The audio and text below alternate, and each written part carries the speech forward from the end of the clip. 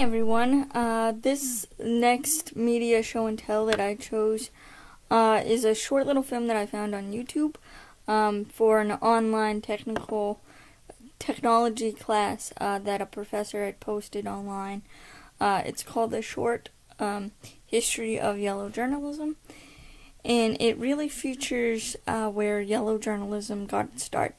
And it featured two prominent people, William Hearst and Joseph Pulitzer, and it showed the competition that Pulitzer and Hearst had back in the late 1800s, early 1900s, on how yellow journalism got its start. And yellow journalism got its start by William Pulitzer, and he thought that newspapers were kind of dull, and so he created this way of creating bigger sensational headlines and putting games and entertainment into the newspapers.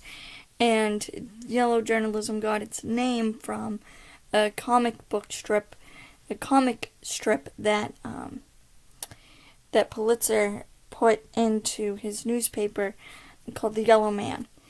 And Hearst did the exact same thing. Hearst thought that Pulitzer's way of doing newspapers was a great idea, so he started copying his idea. And Pulitzer's newspaper was New York World, while Pulitzer's was New York World, while Hearst was the New York Journalism Journal. And so these two newspapers were competing against one another with the same kind of way of pronouncing news. And it came all about the time of the Spanish-American War, and it was a race to see which newspaper could cover the most about that war. And it kind of relates to how newspapers are doing it now, with covering the most recent and the most current and racing to get to the scene first and having these big headlines all over the place. And it really shows how people take to that sort of news now, instead of way back before Hearst and before Pulitzer's time, where these elite newspapers only covered the most important news. It didn't care. It was kind of a boring, dull information, small headlines, just the important information, the kind of news. And Pulitzer and Hearst broke that barrier and created this whole sensational headlines and made news more exciting and more worthwhile reading. And it really opened the door for tabloids and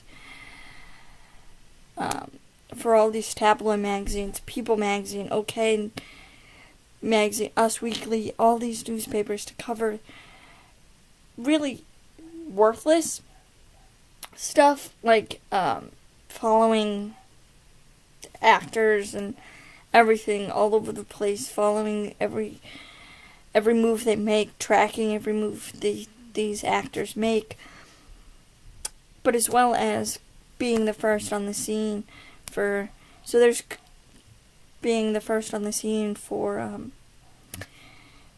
breaking news.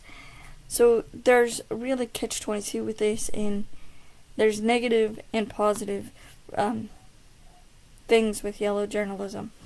And I think that Hearst and Pulitzer really broke that barrier with trying to get to the breaking news first and trying to make news more worthwhile and more entertaining than it used to be. So I think that without Hearst and without Pulitzer, I think we would be. I don't think that news would be as big as it has become.